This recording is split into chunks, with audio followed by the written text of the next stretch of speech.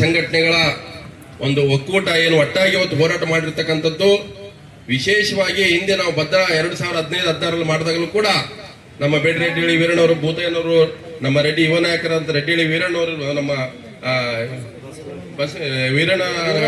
ವೀರಣ್ಣವ್ರು ಇರ್ಬೋದು, ಈಚಕಟ್ಟ ಎಲ್ಲರೂ ಒಟ್ಟಾಗಿ ಸೇರಿ ಮಾಡಿದ್ರಿಂದಾಗಿ ಒಂದು ದೊಡ್ಡ ಶಕ್ತಿ ಬಂತು.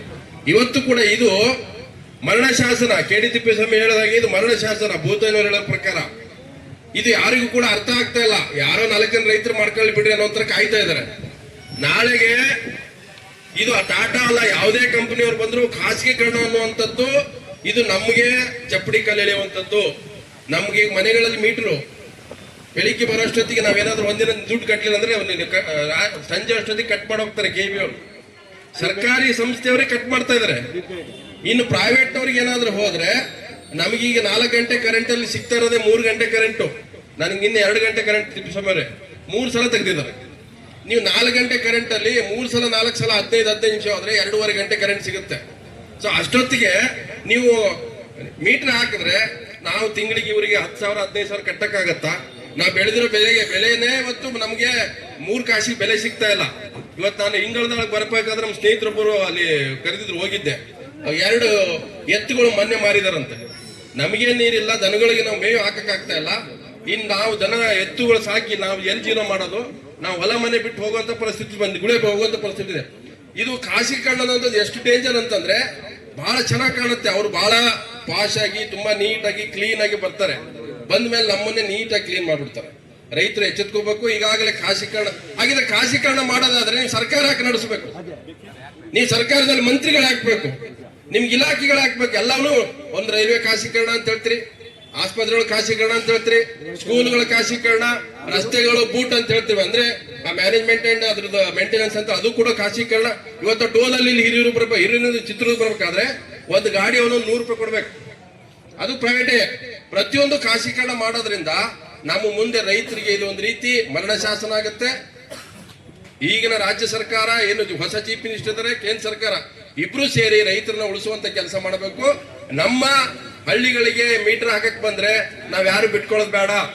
ಅವರನ್ನ ಖಂಡಿತವೂ ಕೂಡ ಅವ್ರನ್ನ ಬಲವಂತವಾಗಿ ಊರಿನ ಹೊರಗೆ ಹಾಕ್ಬೇಕು. ಮತ್ತೆ ನಮ್ಮಿಂದ ಗೆದ್ದು ಹೋದಂತ ಶಾಸಕರನ್ನ ಹೊರಗೆ ಹಾಕ್ಬೇಕು. ಮೇನ್ ಇರೋದು ನಾವ್ ಯಾರನ್ನ ಆಯ್ಕೆ ಮಾಡಿದ್ವಿ, ನಮ್ಮ ಪ್ರತಿನಿಧಿಗಳು ಯಾರು ವಿಧಾನಸಭೆಯಲ್ಲಿ ಪಾರ್ಲಿಮೆಂಟ್ ಅಲ್ಲಿ ಇರ್ತಕ್ಕಂಥವ್ರು, ನಮ್ಮ ಸಂಸದರು, ಶಾಸಕರು, ಅವ್ರೇನು ಕತ್ತೆ ಕಾಯ್ತಾ ಇದಾರ? ಅವ್ರಿಗೆ ಇದ್ರ ನೋವು ಅರ್ಥ ಆಗಲ್ವಾ? ನಮ್ಮ ಇಡೀ ದೇಶದ ರಾಜ್ಯದ ರೈತರ ಸಮಸ್ಯೆಗಳೇನು? ಇವತ್ತು ನಾವು ರೈತರ ಬೆಳೆಗಳನ್ನ ದ್ವಿಗುಣ ಮಾಡ್ಕೊಡ್ತೀವಿ, ಡಬಲ್ ಮಾಡ್ತೀವಿ ಅಂತ ಹೇಳಿದ್ರು. ಏನ್ ಮಾಡಿದ್ರು? ಇವತ್ತು ಸಾಲ, ನಮ್ಮ ಸಾಲ ಜಾಸ್ತಿ ಆಗಿತ್ತು. ಇವತ್ತು ನಮ್ಮ ಟ್ಯಾಂಕರ್ ನೀರು ಹೊಡಿತಾ ಇದಾರೆ. ಇದು ಚಿತ್ರದುರ್ಗ ಜಿಲ್ಲೆಯಲ್ಲಿ ತೋಟಗಳು ಕೈ ಬಿಟ್ಟಿದ್ದಾರೆ. ಸಾಲ ಮಾಡ್ಕೊಂಡು ಇವತ್ತು ಯಾರು ಕೂಡ ದನಕರುಗಳು ಸಾಕಾಗ್ತಾ ಇಲ್ಲ. ಇವತ್ತು ಮುಂಗಾರು ಕೈ ಕೊಟ್ಟಿದೆ. ಅದ್ರ ಮಧ್ಯೆ ಇವರು ಮೀಟರ್ ಹಾಕ್ತಾರೆ ಅಂತೇಳಿ. ಅವ್ರು ಮೀಟರ್ ಇದ್ರೆ, ಈ ಸರ್ಕಾರಗಳಿಗೆ ಏನಾದ್ರು ಮೀಟರ್ ಇದ್ರೆ, ನಾನು ಈ ಭಾಷೆ ಬಳಸಬಾರ್ದು, ಆ ಮೀಟರ್ ಇದ್ರೆ ಅವ್ರು ಮೀಟರ್ ಹಾಕಕ್ ಬರ್ಲಿ. ರೈತರ ಶಕ್ತಿ ಏನನ್ನು ತೋರಿಸ್ತೀವಿ.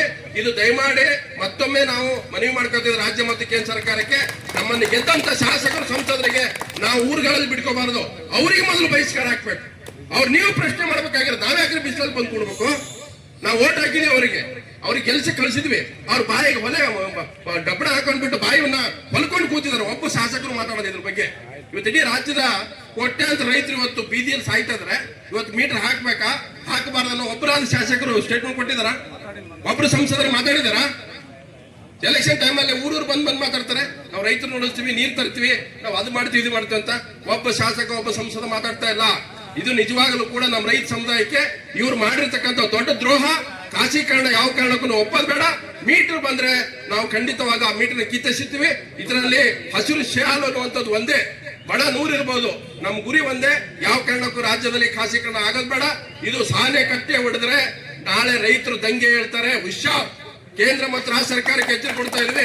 ಇಡೀ ಎಲ್ಲ ರೈತ ಸಂಘಟನೆಗಳು ಒಟ್ಟಾಗಿರೋದ್ರಿಂದ ಇದು ಚಿತ್ರದುರ್ಗದಿಂದಲೇ ಒಂದು ಹೊಸ ನಾಂದಿ ಆಗ್ಲಿ ಅಂತ ಹೇಳ್ತಾ ತಮ್ಗೆಲ್ಲರೂ ಕೂಡ ವಂದಿಸಿ ನನ್ನ ಮಾತುಗಳನ್ನು ಮುಗಿಸ್ತೇನೆ.